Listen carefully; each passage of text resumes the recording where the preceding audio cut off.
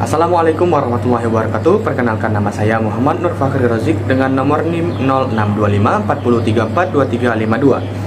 Saya merupakan mahasiswa aktif dari Politeknik Negeri Sriwijaya, jurusan Teknik Elektro, program studi D4 Teknik Mekatronika. Video ini saya buat untuk memenuhi tugas akhir dari mata kuliah Bahasa Indonesia yang diampu oleh Bapak Anzasrua Usmana MPD. Adapun isi dari video ini yaitu menganalisis proposal penelitian.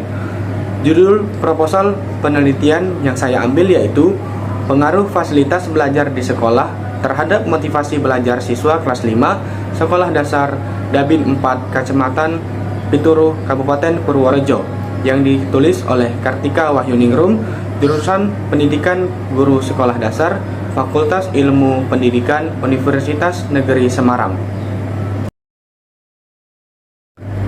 Latar belakang pemilihan judul penelitian ini berangkat dari pentingnya motivasi belajar dalam menentukan keberhasilan siswa dalam proses pendidikan. Motivasi belajar merupakan dorongan internal dan eksternal yang membuat siswa bersemangat, tekun, dan bertahan dalam kegiatan belajar. Salah satu faktor eksternal yang diduga kuat mempengaruhi motivasi belajar siswa adalah fasilitas belajar di sekolah. Berdasarkan pengamatan dan wawancara dengan guru serta kepala sekolah di SD Sedabin 4 Kecamatan Pituruh Kabupaten Purworejo, ditemukan adanya perbedaan kondisi fasilitas belajar antar sekolah, baik dari segi kelengkapan maupun kualitasnya.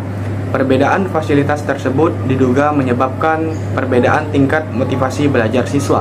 Oleh karena itu, peneliti merasa perlu mengangkat topik ini untuk mengetahui secara ilmiah apakah fasilitas belajar di sekolah benar-benar berpengaruh terhadap motivasi belajar siswa kelas 5. Masalah utama yang diangkat dalam proposal penelitian ini adalah rendahnya motivasi belajar pada sebagian siswa kelas 5 di SD Sedabin 4 Kecamatan Pituruh Kabupaten Purworejo. Rendahnya motivasi belajar tersebut terlihat dari kurangnya keaktifan siswa dalam pembelajaran, tingkat kehadiran yang belum optimal, serta minimnya antusiasme siswa dalam mengikuti kegiatan belajar di kelas. Dari hasil observasi awal, peneliti menemukan bahwa salah satu penyebab yang diduga berkontribusi terhadap masalah tersebut adalah kurang memadainya fasilitas belajar di sekolah, khususnya fasilitas yang digunakan langsung di dalam kelas. Walaupun terdapat faktor lain seperti kekurangan guru dan kondisi geografis sekolah, penelitian ini secara khusus memfokuskan masalah pada pengaruh fasilitas belajar terhadap motivasi belajar siswa. Penelitian ini menggunakan metode ex post facto dengan pendekatan kuantitatif, yaitu penelitian yang bertujuan meneliti hubungan sebab akibat tanpa memberikan perlakuan secara langsung terhadap variabel yang diteliti. Populasi dalam penelitian ini adalah seluruh siswa kelas 5 SD Sedabin 4 Kecamatan Pituruh Kabupaten Purworejo yang berjumlah 142 siswa. Dari populasi tersebut diambil sampel sebanyak 107 siswa dengan menggunakan teknik proporsional random sampling agar setiap sekolah mendapatkan perwakilan secara adil. Teknik pengumpulan data dilakukan dengan menggunakan angket untuk mengukur tingkat fasilitas belajar di sekolah dan motivasi belajar siswa. Data yang terkumpul kemudian dianalisis menggunakan regresi linear sederhana untuk mengetahui ada atau tidaknya pengaruh fasilitas belajar terhadap motivasi belajar siswa. Meskipun proposal penelitian ini telah disusun secara sistematis, terdapat beberapa kekurangan yang dapat menjadi catatan.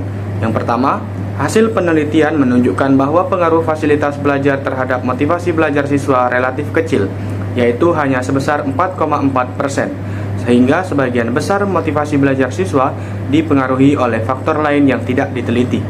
Yang kedua, Penelitian ini hanya memfokuskan pada satu variabel bebas, yaitu fasilitas belajar, tanpa mengkaji faktor penting lain seperti metode mengajar guru, lingkungan keluarga, kondisi psikologis siswa, dan budaya sekolah.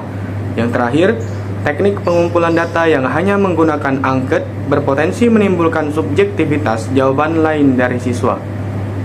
Selain itu, ruang lingkup penelitian yang terbatas pada satu wilayah tertentu menyebabkan hasil penelitian ini belum tentu dapat disamaratakan ke wilayah atau jenjang pendidikan yang lebih luas. Sekian video dari saya, terima kasih. Saya akhiri. Wassalamualaikum warahmatullahi wabarakatuh.